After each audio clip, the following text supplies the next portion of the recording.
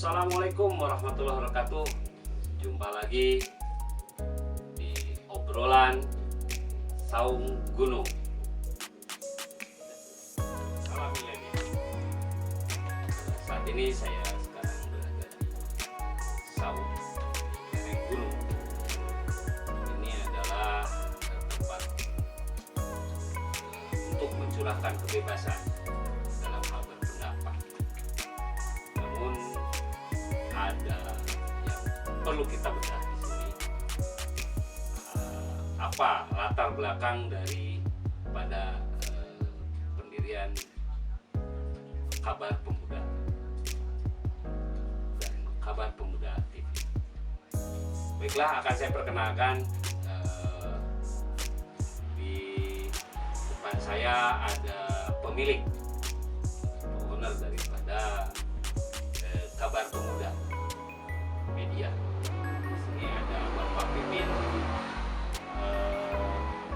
AM lebih terkenal. Selamat malam, Pak. Selamat malam. Dan di sebelah saya, sebelah kanan saya, ini bos saya sebenarnya, bagian seorang kreator juga, namanya Bapak Dadi Sofyan. Selamat malam, Pak Dadi. Alhamdulillah, Pak. Sehat, Pak? Alhamdulillah. Saat ini kita coba berdiskusi atau kita membedah apa sih sebetulnya latar belakang daripada berdirinya Kabar Pemuda untuk apa istilahnya mewarnai dunia media di Jawa Barat khususnya dan nasional secara umum. Mungkin tidak berlama-lama saya ingin bertanya kepada Pak Pipin selaku pemilik daripada Kabar Pemuda. Pak Pipin, kira-kira menurut Bapak yang menjadi latar belakang berdirinya Kabar Pemuda itu seperti apa, Pak? Dan tujuannya juga apa? Oke, terima kasih Pak Iwan atas pertemuan kali ini. Kita dapat ngobrol tentang seputar Kabar Pemuda Media ya. Dalam hal ini terbentuknya kabar Pemuda berawal dari melihat informasi yang ada gitu kan. Terus kebanyakan awalnya kok bukan para pemuda nih yang berkecimpung di dalam media ya. Jadi harapan saya, kenapa namanya pemuda gitu kan, ingin menggait para generasi milenial, generasi Z supaya lebih memahami tentang dunia jurnalistik dan dunia digital seperti itu. Makanya dengan latar belakang seperti itu, saya berdiskusi di Saung ini dengan rekan-rekan gimana caranya ide-ide mereka, ide-ide generasi milenial bisa tersalurkan di Kabar Pemuda. Ide tidak apalah panjang, seperti itulah awal pendirian. Awalnya hanya obrolan sederhana saja. Bagaimana bisa, menampung ide ya, untuk diterjemahkan dalam sebuah media. Ya, Gitu. seperti itu. Oke, untuk ke depan sendiri harapan daripada pemilik Kabar Pemuda Media ini, apakah memang hanya sampai di titik media online saja, hanya bersifat di istilahnya berita online lah, berita online ya, stuck di situ, atau memang ada pengembangan lain dengan pengembangan mewarnai dunia digitalisasi di abad informasi seperti ini, Pak? Sebetulnya tidak di medianya saja gitu kan, berbagi informasi. Kita akan membuka channel YouTube juga, Kabar Pemuda TV. Mudah-mudahan coming soon segera dihadirkan. Mudah-mudahan dari media dan channel YouTube yang kita bangun banyak generasi milenial bisa tertarik ikut bergabung dengan kita. Contoh di Jawa ada salah satu desa kampung YouTuber gitu kan. Semoga dengan bahwa endingnya para pemuda yang belum punya pekerjaan bisa dapat penghasilan dari sebagai kreator YouTube gitu kan. Tentunya perlu pendampingan dari para ahlinya. Mudah-mudahan Kabar Pemuda bisa mendampingi mereka sampai menjadi YouTuber yang berpenghasilan miliarder seperti yang kita lihat di media-media kita yang sudah berhasil kan seperti itu. Kalau boleh saya ketika kenapa ide ini terbentuk awalnya kita ingin memfasilitasi para pemuda generasi milenial tadi untuk bisa menyalurkan hobi. Jujur saya nggak kenal dengan broadcasting, dengan digital, saya nggak kenal, tapi saya punya hobi video dengan konten sederhana. Nah, kenapa hobi tadi ini tidak disalurkan gitu?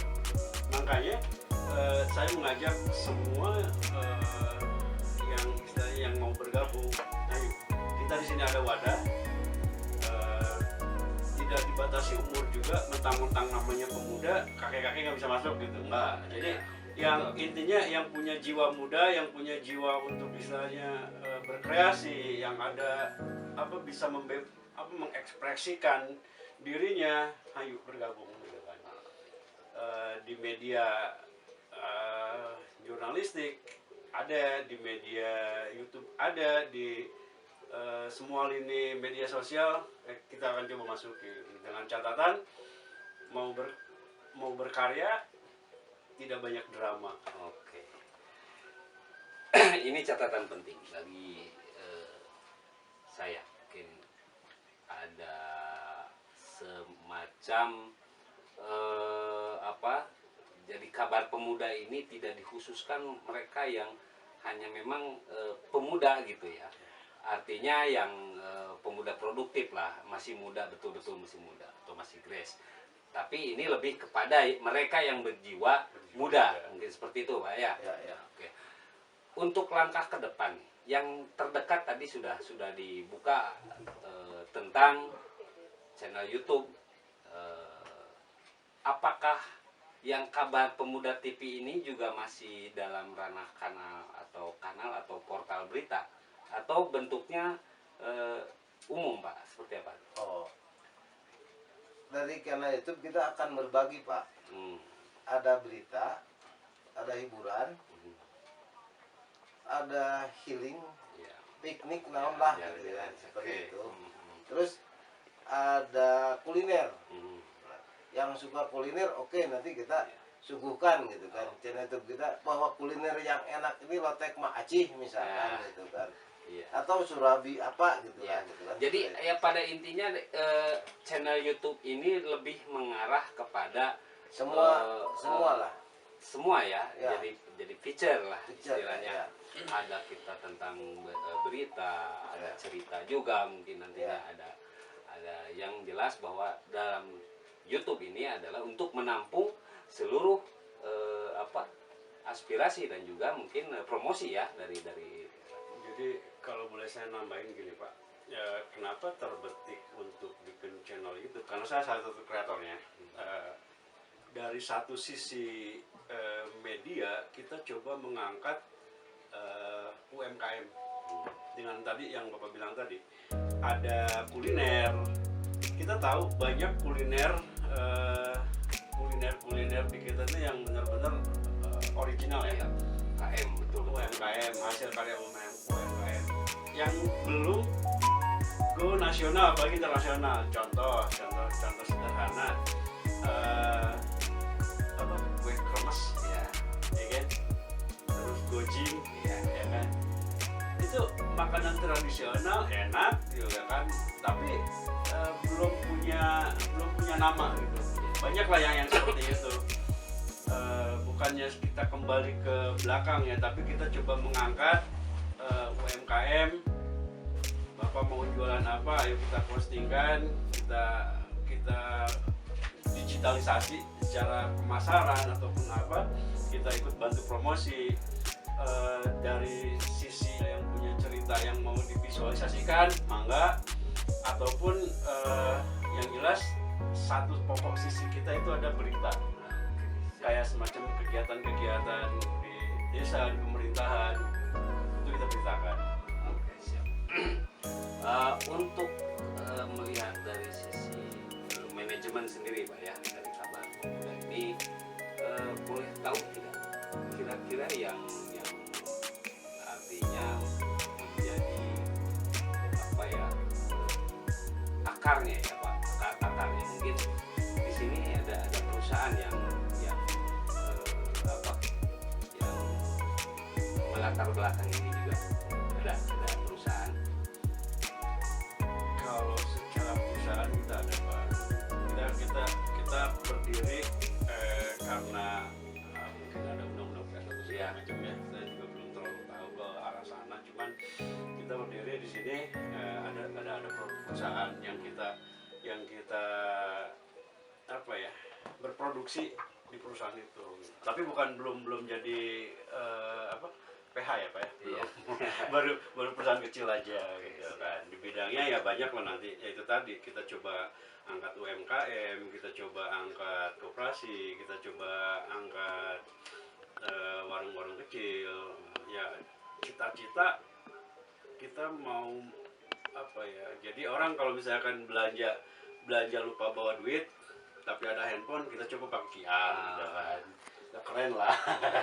Curious ya. Curious Oke. gitu.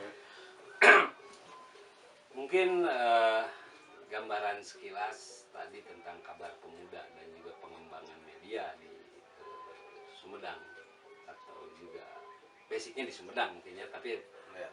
ini untuk nasional. Ya. Tidak Artinya menutup tidak internasional. kemungkinan kita bisa juga. Itu internasional. goalnya Oke. gitu Pak. Obrolan di Saung Gunung, Ya, ya, jadi mudah-mudahan bisa go nasional atau internasional. Oke. Jadi mengutip kata Pak Ridwan Kamil, apa? Tinggal di desa, Hmm. rezeki kota, pergaulan internasional. Nah, Apa terbalik ya? Apa emang seperti itu? seperti itu. Seperti itu ya. Seperti itu. Jadi memang berawal dari lereng gunung, saung tepi gunung, Mas, Saung seperti tepi biasanya. Tapi kita bisa go internasional. Untuk pasukan atau Wadia Barat sendiri nih Pak, yang saat ini sudah bergabung dengan Kabar Pemuda, ini kira-kira sudah berapa Pak? Yang sudah menjadi apa? Yang berafiliasi lah, atau misalkan sudah bergabung dengan Kabar Pemuda. Kalau dilihat dari banyaknya, itu ada sekitaran 25 orang terpisah di beberapa daerah, dan juga kan kayaknya itulah karena kita juga baru berdiri, terus satu sisi berjauhan, Iya. tapi jarak yang jauh itu tidak membuat kita berjauhan juga. Sekarang Mas serba dekat gitu Serba banyak. dekat. Iya. Ada kita bisa zoom, atau kita bisa macam-macam lah gitu kan, cara-cara kita Memanfaatkan media-media ini. dengan memanfaatkan itu digital tadi, karena memasuki generasi 5.0 ya kan, setiap orang bisa memberitakan, bisa menceritakan selama itu tidak hoax. Nah kita juga apa ya, melawan hoax lah gitu kan. Karena ada kata fitnah itu lebih kejam dari pembunuhan. Ya. Benar Pak ya? Itu Betul. Pak ya? Itu sangat menarik. Barusan yang dikatakan sementara ini baru 25 orang, tidak menutup kemungkinan untuk pengembangan daripada media ini membuka, artinya membuka kepada siapapun, dan mungkin dari Kabar Pemuda sendiri membuka untuk pelatihan seperti itu Pak, untuk jurnalistik atau apa, ada Harus dilatih, ya, karena harus dilatih. Enggak, untuk pelatihan kami siap melatih dari pemula sampai profesional itu. Jadi apa ya, pengembangan sistem itu tidak hanya dari sistemnya Pak, termasuk dari orang. Oke. Mungkin itu saja sekilas.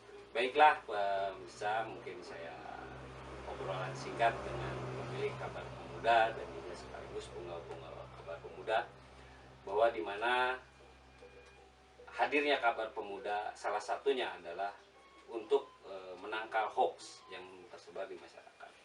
Dan apapun itu, kemajuan pers di nasional ini mungkin tidak terlepas menjadi masa depan daripada Kabar Pemuda itu sendiri.